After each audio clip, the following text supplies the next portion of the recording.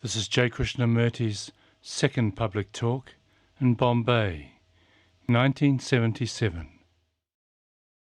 Continue where we left off yesterday evening. We were saying, Mumbai, that this meeting or this gathering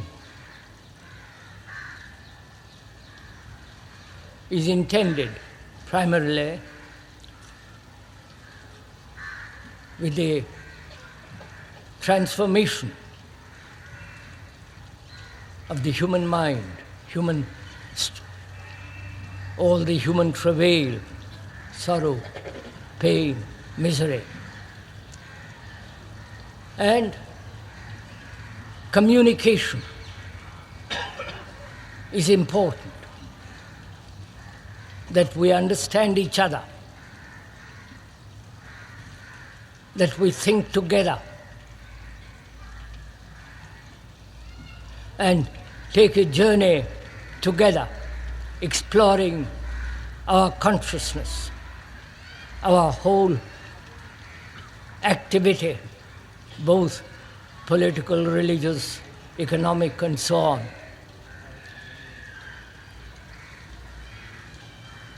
And also, we were saying yesterday how important it is to learn the art of listening. It's quite a difficult art to learn because we hardly ever listen completely, happily, easily. Whatever we hear, we translate according to our conclusions, our beliefs, our fears, and so on. But to listen with complete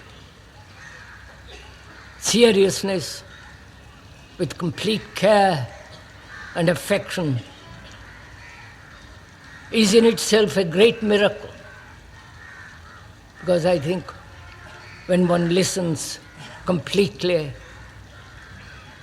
and when one sees the truth of something totally, then you don't have to do anything anymore.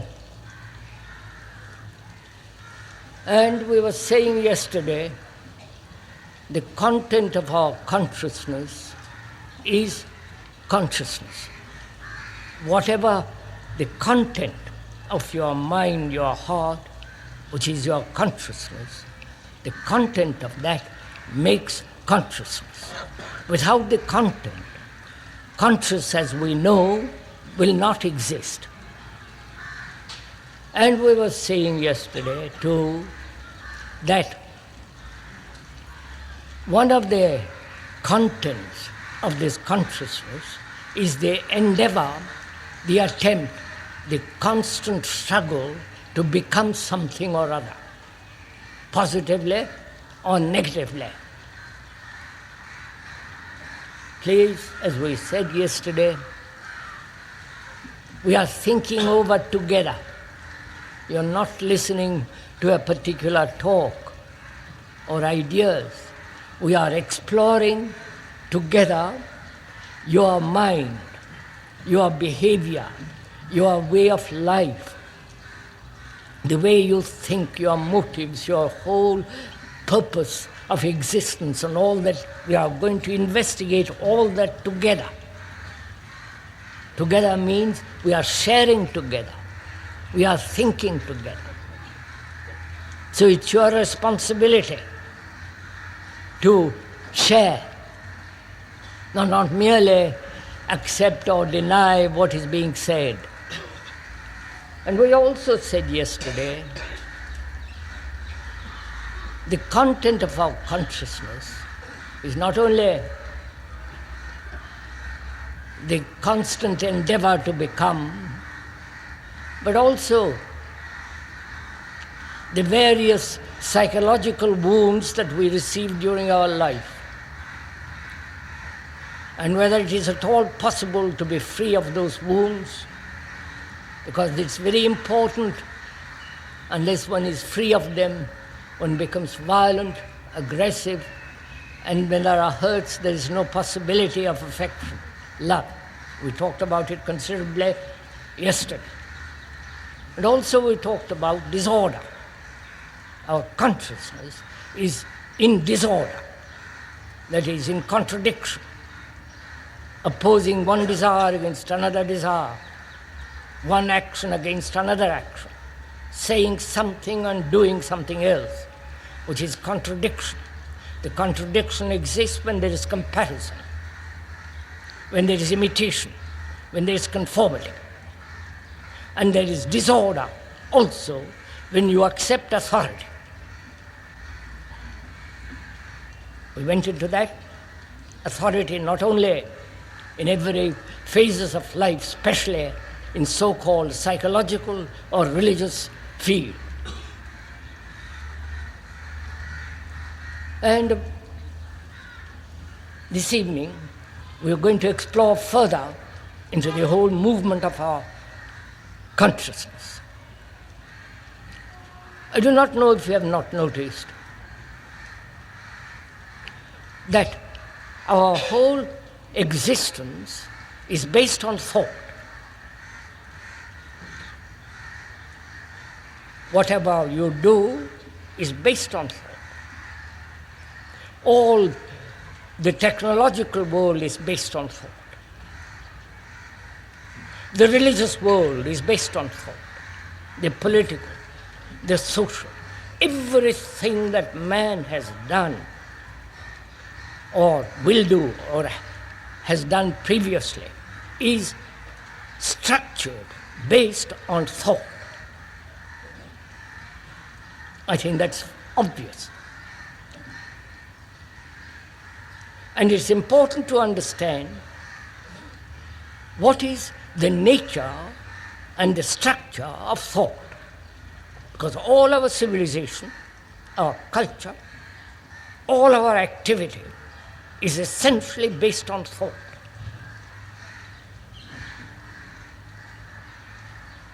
I don't think anybody can doubt that or question it. The architecture, music, everything,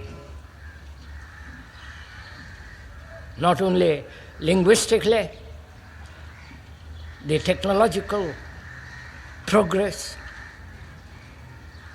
the gods, the temples, the mosques, the churches, all the rituals, the puja, everything is based on thought. So, and it's important to understand what is the nature of thought. What you mean by thinking. Why thinking has become such extraordinarily important in life. And also we were talking yesterday, if I remember, the question of time. That which has continuity is time. That which has an ending, there is no time. Time means movement from here to there, from what is to what should be, the ideal, and all that demands the movement of time. Not only chronological time by the watch, but also time as movement, psychological movement of what is and what should be. We went into that rather briefly yesterday, and we'll go into a little more today. So, it's important to understand the nature of thinking, nature of thought, upon which all our activity, both imaginative, fanciful, mythological, all that is based on thought.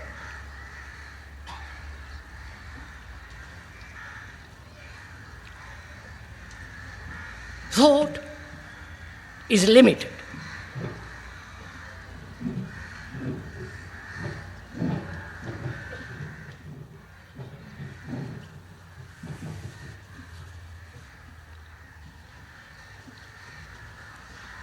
thought is limited.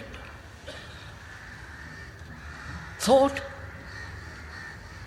may project an idea of the limitless, but it is still the product of thought. The idea that there is the immeasurable, the eternal, is the product of thought. Thought has never realized that it is limited, that it is, whatever it does is fragmentary.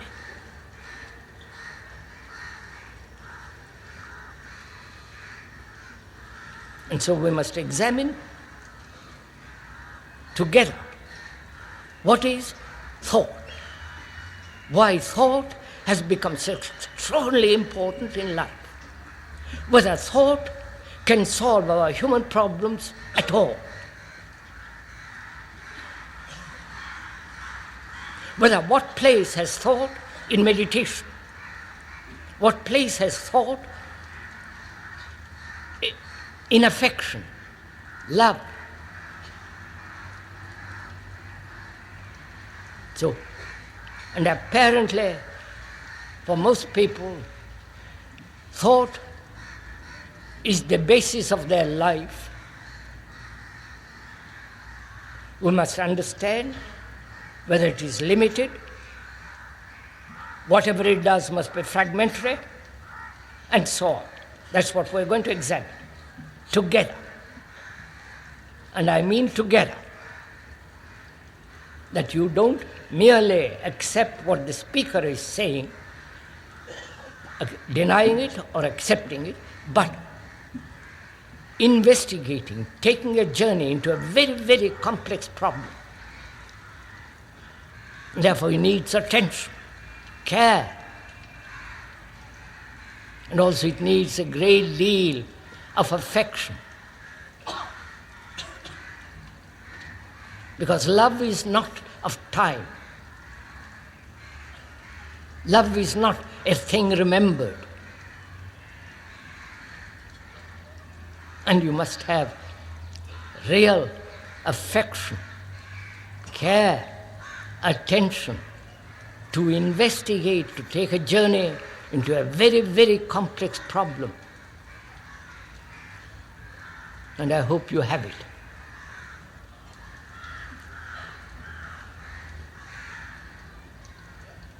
Thought has divided mankind into nationalities. It has divided the world into geographical colored pieces. It has invented the flag, patriotism. It has invented wars and all the instruments of war. Our civilization is based on war and the production of armament. All that is the product of thought. Thought has also gone into the whole question of medicine, surgery, archaeology, biology. All that is the movement of thought. And thought thinks it can solve all our human problems. Don't you?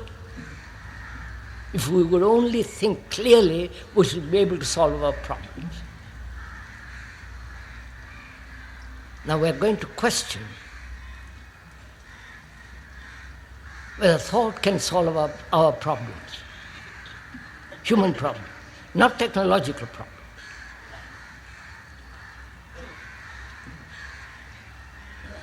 I hope the question is very clear.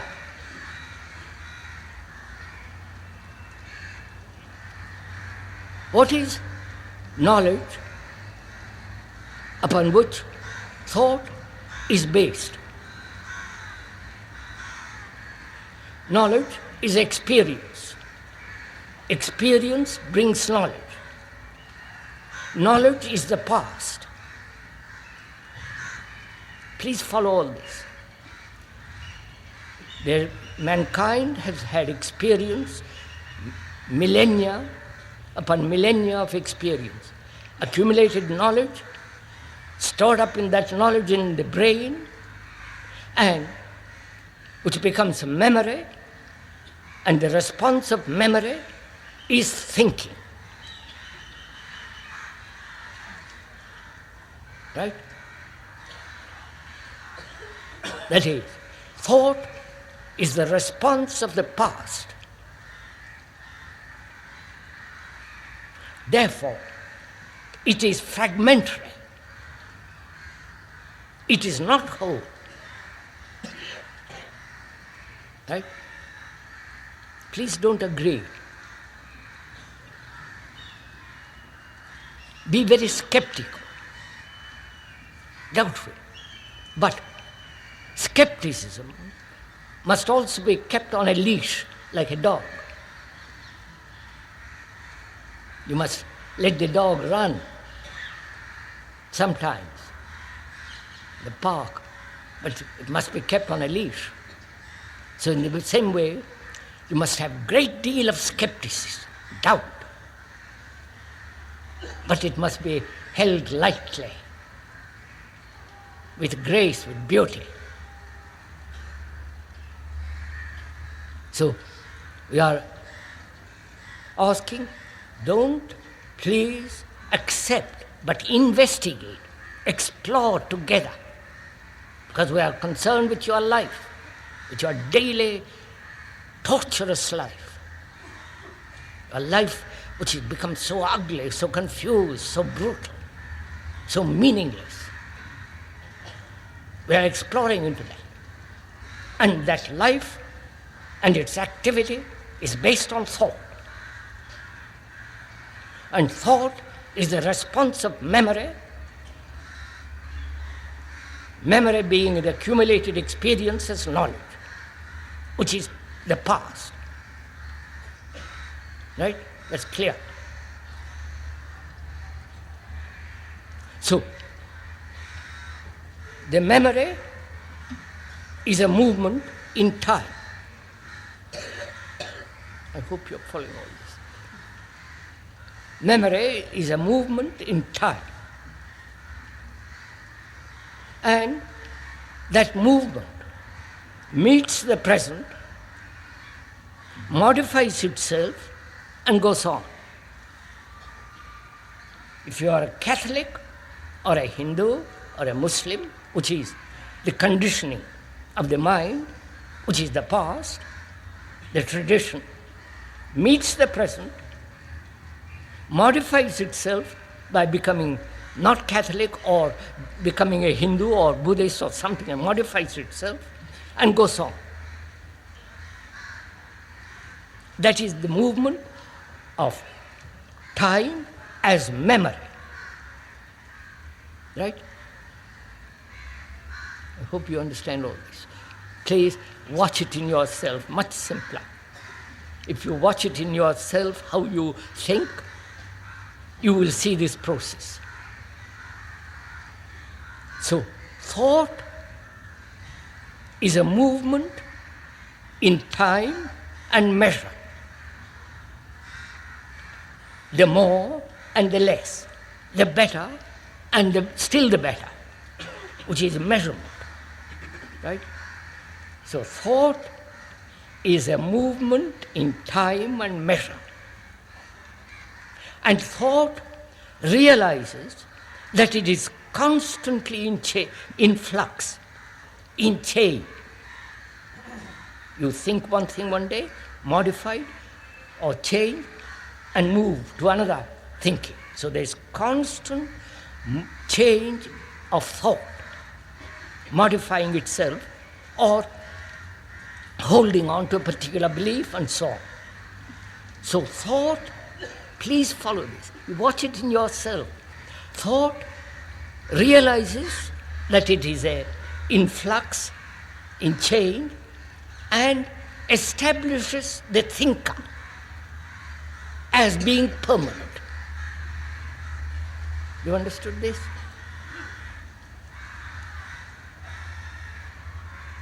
Have you? No?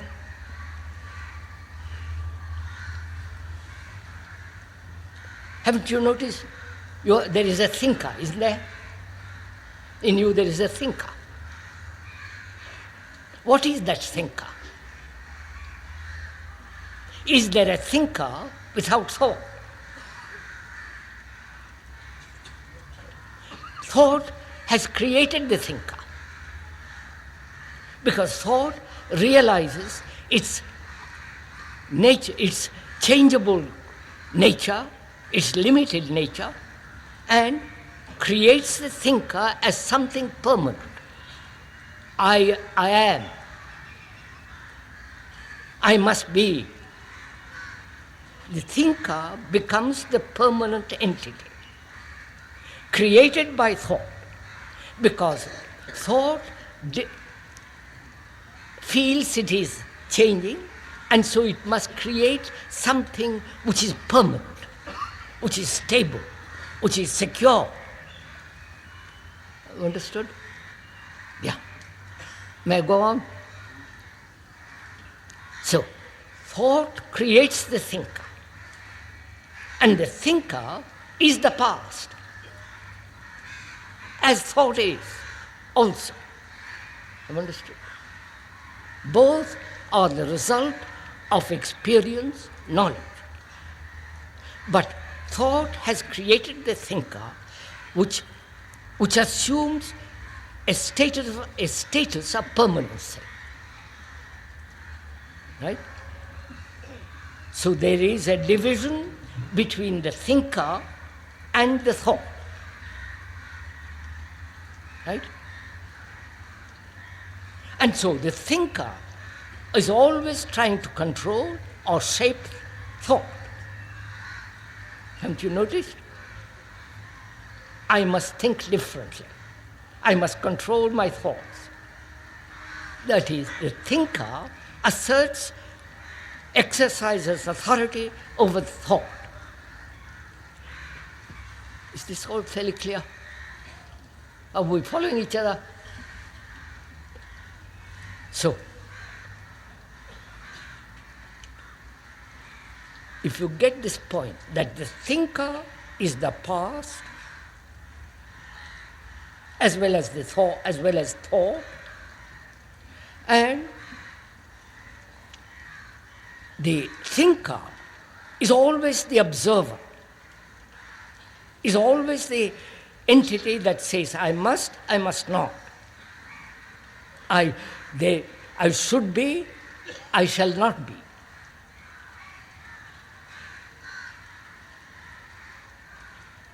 So the thinker becomes an entity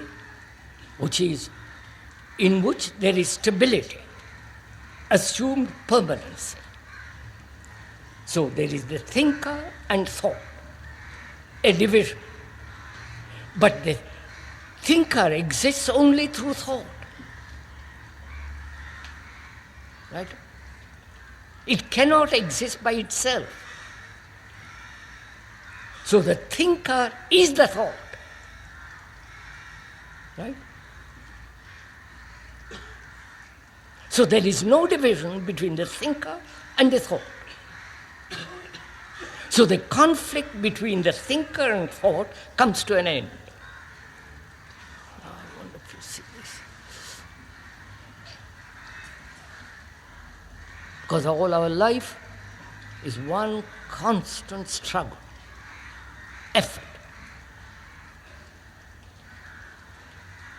And where there is effort, there must be fear.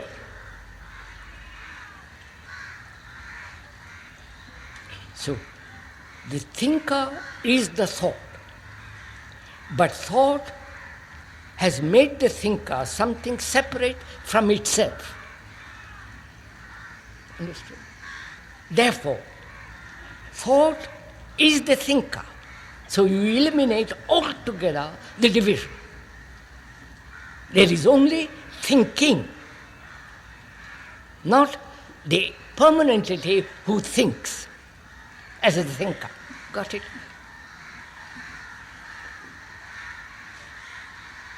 There is only thinking. not a thinker who thinks. So, and all our structure, all our activity is based on thinking. And thinking is fragmentary. And therefore, all its activity must be fragmentary. And these fragments cannot be integrated by thought. There is no integration of fragments. You understand? So there is only thinking. And therefore, all thinking is the movement of knowledge as past, time and measure. And thought has invented everything man has done.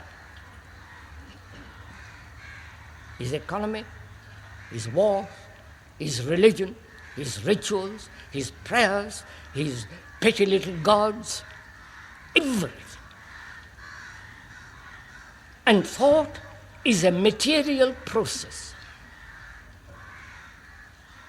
Because thought is held, if memory is held in the brain cells.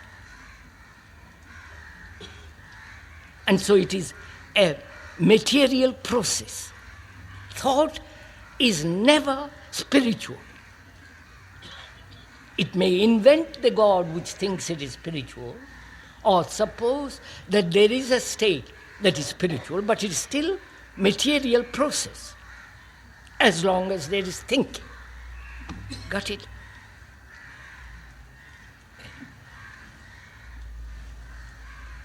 So the content of our consciousness is the product of thought, right? Which is, as we said, the desire to become, the innumerable hurts that human beings receive from childhood.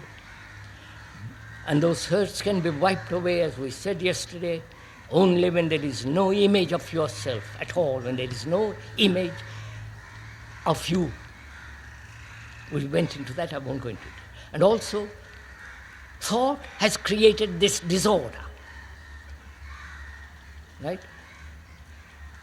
Disorder in which we live. The fragmentation of our life. The businessman, the religious man, the politicians, the specialists, and all are the product of thought, a fragmentary activity.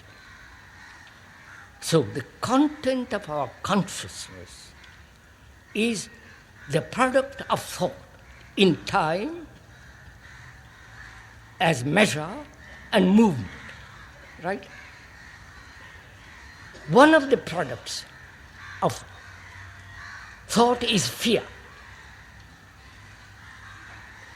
If you observe in your consciousness, there is fear. Either you are conscious of it or not conscious of it. There is fear. And we're going to investigate together if it is at all possible to end fear. Not make fear into courage. Because courage is a form of fear.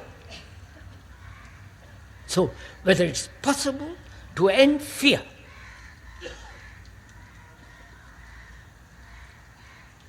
If you say fear will end through time, as we discussed it yesterday, through time, that is, give me time to get over my fears, the continuity of time is the continuity of fear.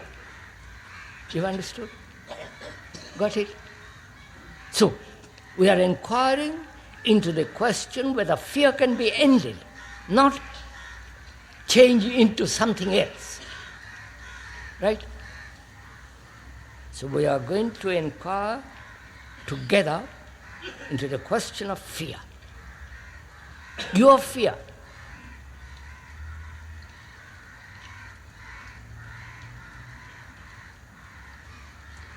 You understand what it means? That you have to expose to yourself the fears that you have. The fear of losing a job. The fear of your wife or your husband looking at somebody else. The jealousy. The nagging. The fear of not becoming, not being.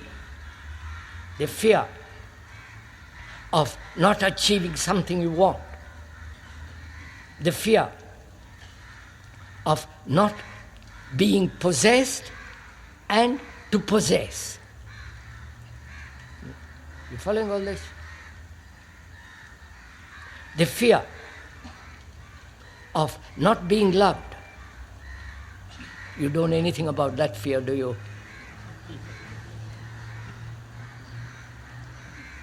Because in this country, there is no love. There is plenty of devotion, but no love.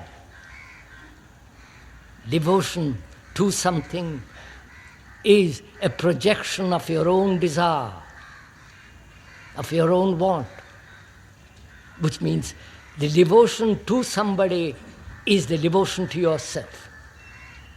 You've understood that? When you are devoted to your guru, go and touch his feet. I hope they are clean.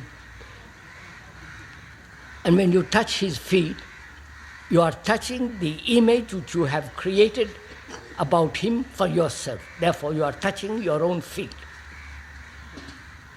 And that you call devotion, which is not love.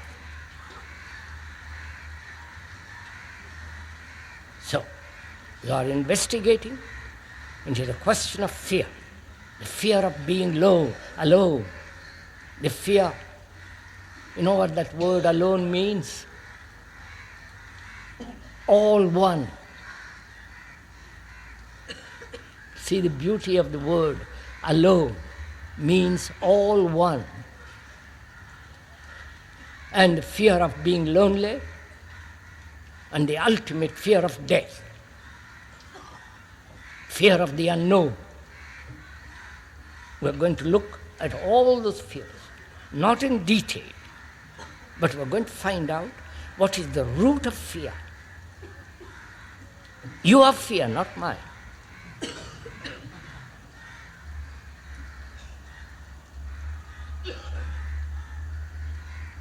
Because if you cannot end fear, you live in darkness. You live in constant dread, therefore constant shrinking away, withering.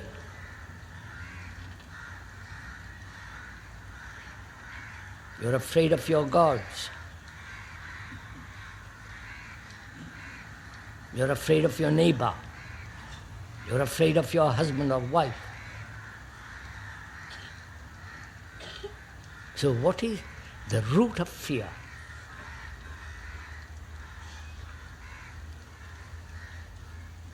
And can fear end completely? Never to come back again. You understand? This is a tremendous question. And you must answer it if you want to find out what it means to love. A mind that's frightened can never love.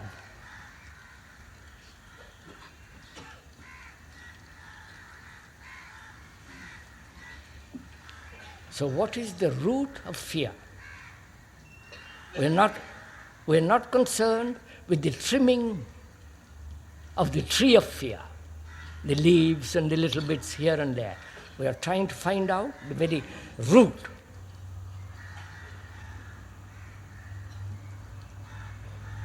What is it? Have you ever noticed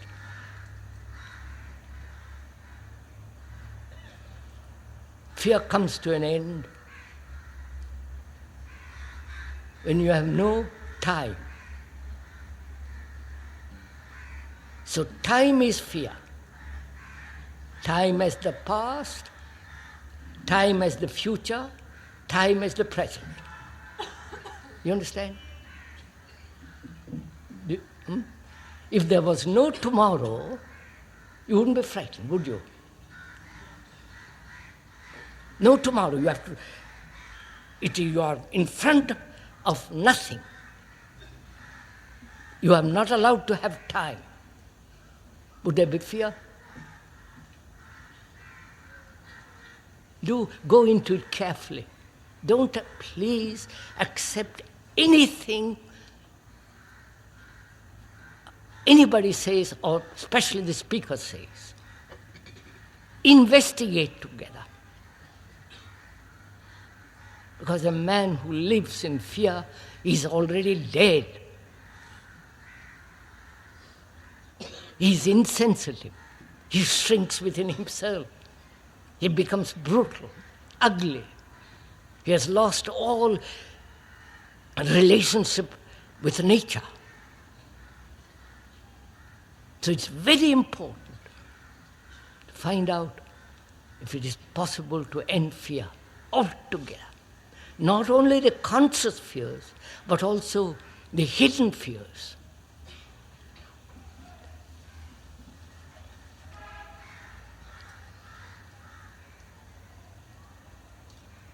Look, if I may suggest, the fear that you have, not present, probably you have no fear at the moment, sitting here, but you can see the fear you have and what effect it has on you. You lie, you deceive, you double talk, you play all kinds of tricks upon yourself. You become very ugly. So, look at that fear. Now, as I said, to observe, not to analyze. To observe the fear without analysis.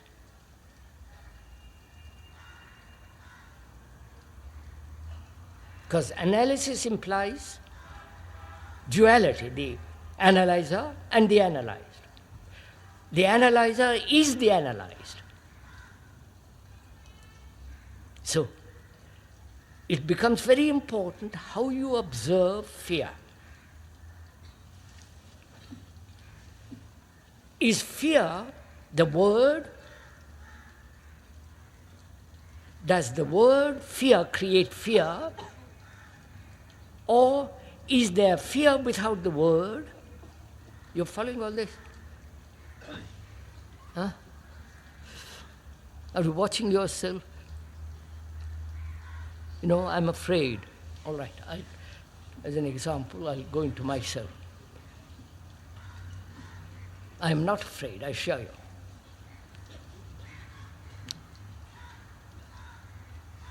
Psychologically or physically, I'm not afraid. Because it's too stupid to be afraid, too unintelligent.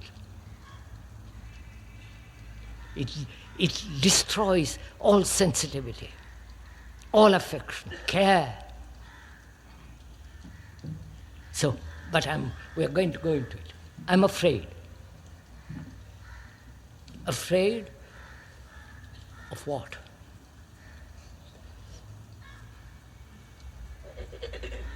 Afraid of not having,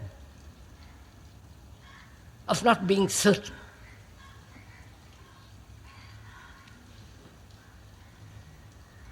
I want to be certain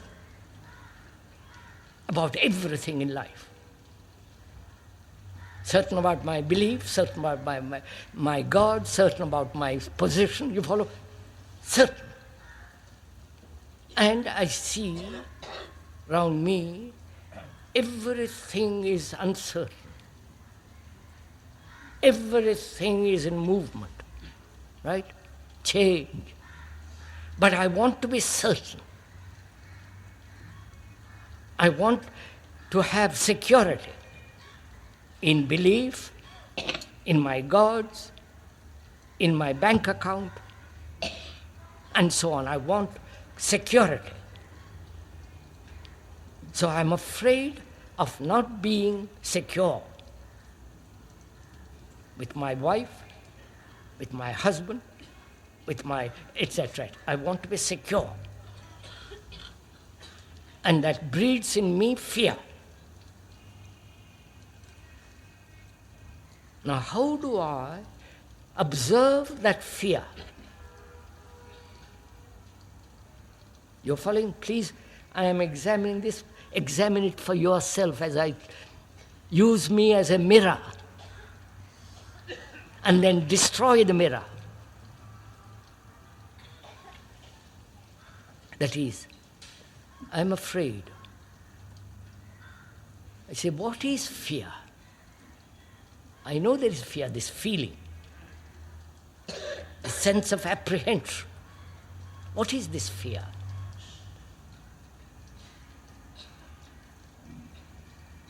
Is it a recognition? Please follow this carefully. Is this a recognition of a past event? Right? You understood? I have been afraid in the past, and that has become a memory. And when this fear arises, I say that I recognize it. Right? So, is fear a recognizing process? You understand all this? I am not analyzing, I am just observing. Does fear arise because I use that word? And is there that feeling without the word?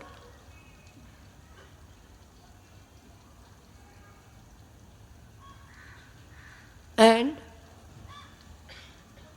why does mind, the brain, recognize a new reaction and call it fear? You follow? You're following all this?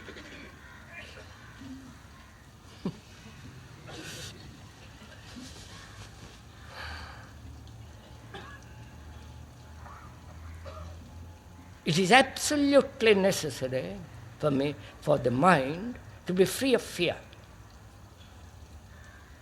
And if there was no time given to me at all, is there fear? So, is fear time? What might happen tomorrow, or what has happened in the past might happen again tomorrow. So, is fear the movement of time? Is fear the movement of thought? Right? If it is the movement of thought, can there be the awakening or that sensation without the interference of thought? You understand?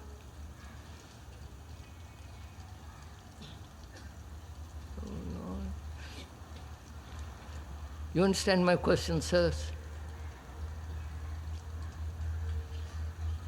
We said thought, basically, fear is based on the movement of thought. The movement of thought is time. Time being what was, what is, and what should be, or what may be. I am afraid of the past projecting itself into the future, and so I am constantly living in fear. Right? So I'm asking myself, can this movement end? Not carry on. Right? It can only end when the past meets the present and stops there, doesn't give it a continuity.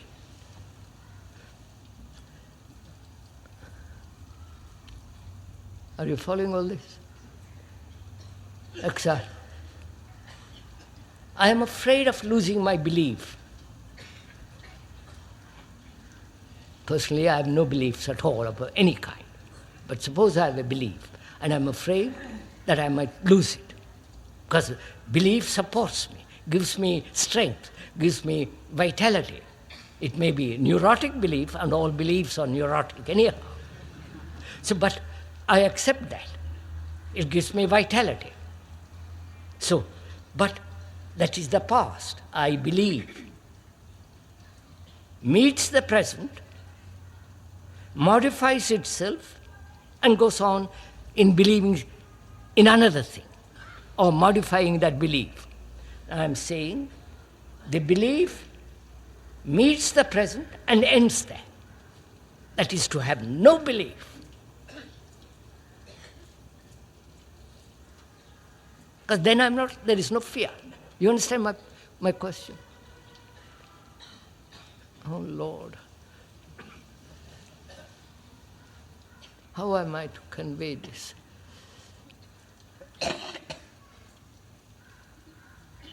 So, look at your relationship. All right, I'll take that up. Look at your relationship with your wife or your husband, with your boy or a girl. Look at that relationship. Are you aware of that relationship?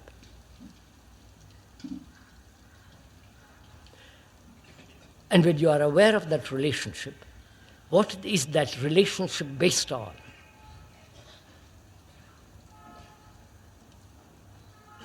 Be actual, don't be fanciful, romantic. Be actual. What is that relationship based on? Sex, comfort, relying on somebody, being attached to somebody, right? So all that implies that relationship is based on your image of the man and the man of his image about you, right? Image. Are you following all this? Are you doing this with me? Haven't you got an image about your wife, your husband, or your boy and girl? Right. That is, you have created that image through time, haven't you? It may be the time of one day, or 10 years, or 15 years. So you have, through time, built an image about her or him. So the relationship is between these two images, right? Not actual relationship, but the relationship, except when you sleep together. Otherwise, it is actual relationship between two images. And you are frightened of losing that image, right? Because then you say, I don't know my wife. Right? So, can you drop the image and face the fear that comes out of that image? When you drop the image, there is fear. Look at that fear. Observe it very closely.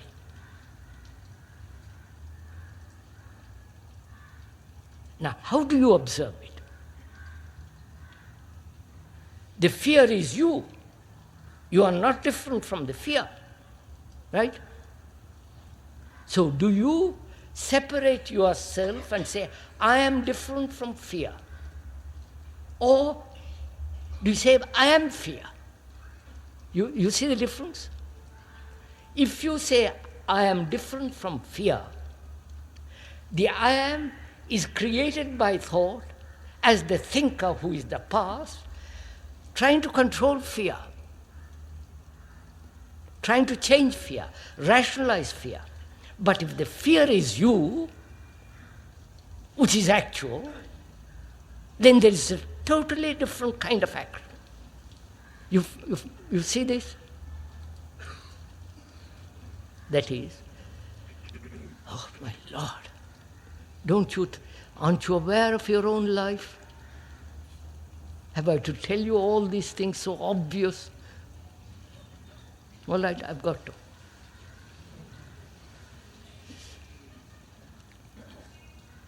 Look, sir, I'm married. I have a wife. She has a picture about me and I have a picture about her, created through time, that is through days, through months, through years. My relationship is with her between these images, which is actual. Watch it. Don't pretend. It is the images. And I am afraid if I lose my image, well, who is my wife? What is she? So I'm frightened. So I cling to the image and I say, yes, I know my wife. I know my wife as the image of the husband or the boy and girl and so on. So when I drop that image, there is sense of isolation. That sense of isolation is fear. Now, how do you look at that fear? Do you look at it as an observer separate from the fear, or only observation in which there is no observer? You understood my question? In which there is no observer. Then what takes place? You understand my question? That is, we have, through tradition, through education, through conditioning, have said, I am different from fear. I must control fear. I rationalize fear. And therefore there is a division between the observer and the observed, right? But the observer is the observed. So then what takes place? You understand my question? That is, what is fear, right? My habit has been to say, I am different from that. Therefore, I could act upon it. Now I've ceased to act upon it. I am that. Therefore, there is no action. Right? When there is no action, what takes place? Fear is not. You understand? Come on. So, one of the contents of our consciousness is fear.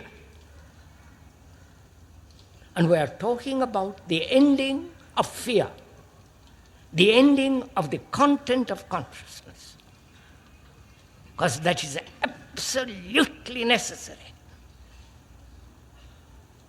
Otherwise, we are going to destroy each other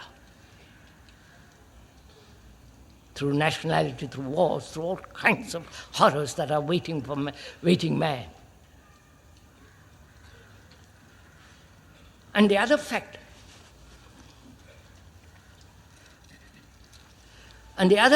is the pursuit of pleasure. Right? In our consciousness, there is not only the constant effort to be or to become something. There is uncertainty, disorder, and this question of relationship, where there is division. Where there is division, there must be conflict. Between husband and wife, there is constant conflict. Don't you quarrel with your wives and your husbands everlastingly? Because you have had these two images. Therefore, you are not actually related. You don't see your wife at all. You see her through the image you have about her, or she has about you. So that's part of your consciousness. And therefore there is disorder. And we say part of that consciousness is fear. And we are now examining the whole question of pleasure, which is a major factor in our consciousness. Not only sexual pleasure, but also the pleasure of possession, the pleasure of becoming and being somebody, the possession, the pleasure of authority.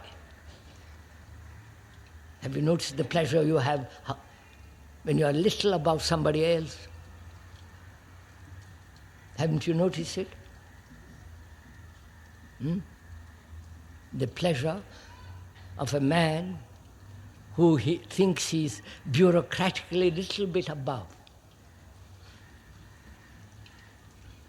The pleasure of dominating people. Right, sirs? You've watched all this yourselves? In yourself? So, and one of the major factors in this consciousness is the pursuit of constant pleasure. In the name of God, in the name of peace, in the name of nationality, in the name of everything you can think of, there is the pursuit of pleasure. What is wrong with pleasure? And what is pleasure? So to investigate what is pleasure, you must go into the question of what is desire. Right? Right? Oh, come on, for God's sake. Don't go to sleep, please. This is your life. The life of your misery, confusion, the ugliness of it, in which there is no love. It's your life we are talking about. You are seeking pleasure, and to understand, not deny, to understand its depth, its meaning, which is totally different from enjoyment. Enjoyment is totally different from joy. So we are investigating what is pleasure. To understand pleasure, you must understand the movement of desire. What is desire? You understand? Come.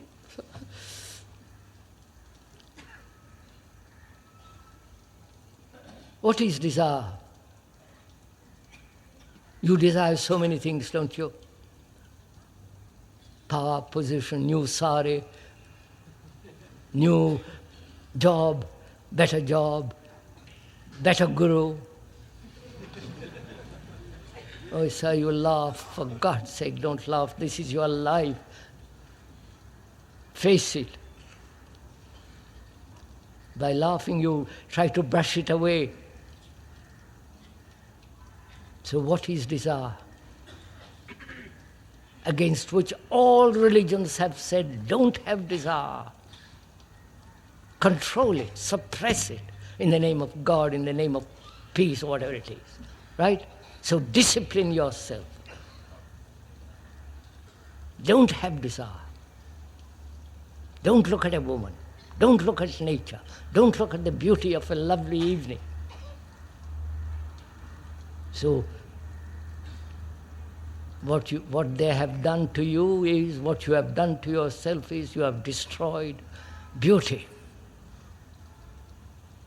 Because you have never understood what desire is. And that's what we're going to investigate together. Your desire, how desire arises. It's not how to control it.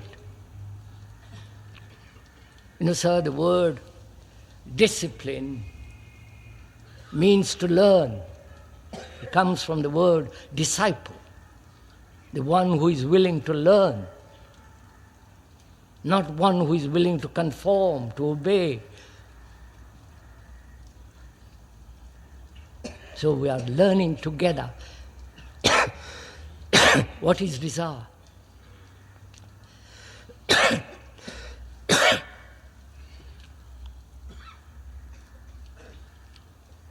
Probably you haven't thought about it. All you have learned about desire is to either to fulfill it, to control it, or to suppress it, or to transcend it. If you have a desire for something, you go and get it. If you haven't got the money, you try to collect money and get it. That's the constant desire, right? What is desire? Don't accept what I'm saying. It is not a definition. It is a discovery. When you define something, you have ceased to discover it. When you have come to a conclusion about desire, you have stopped investigation. What the fullness, the meaning, the significance of desire. So we are not analyzing, we are not coming to a conclusion, we are not defining it so that you can accept it or reject it. We are examining it, we are looking at it. What is desire? Does not desire begin with sensation? See a beautiful sari in the window, or something, or a car, or a woman, or a man. There is sensation, right? Then thought. Then desire. And desire creates the image, right? You see this? Sensation plus thought is desire with its image. Right? That is the movement of desire. Sensation. Beautiful house. A lovely evening. A marvelous sunset. A lovely face. That there is an awakening of senses. Listen carefully. Then thought comes in and says, desire is born. Then desire creates the image. I must have it, is beautiful, I must, for all that follows. So there is sensation plus thought, desire, the picture, the image. The question is, can there be sensation without the interference of thought? Therefore, no movement of the desire to possess or not to possess. You've understood what I'm talking about? Oh God, haven't you done any of these things in your life? So you look at a beautiful car. I'm afraid you have no beautiful cars in this country. You look at a beautiful car. The very look is a beginning of sensation, isn't it? Then thought comes and says, how nice to have it. That is the desire born. Right? The image, you sitting in the car, driving the car. The whole movement, sensations, thought, desire, the image, and the fulfillment of that image. Now, please listen. To look at that car, which is sensation, and end there. Not let thought come in. You understood? I wonder if you understand it. In that way, there is desire, which has become such an intolerable thing for people. We have multiplied our desires. That is consumerism.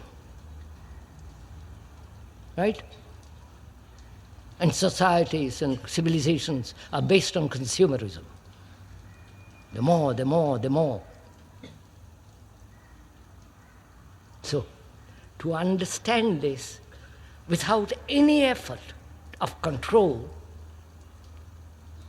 to see the whole movement of sensation, the coming in of thought, then desire, then the imagination, the possession, and all the rest of it.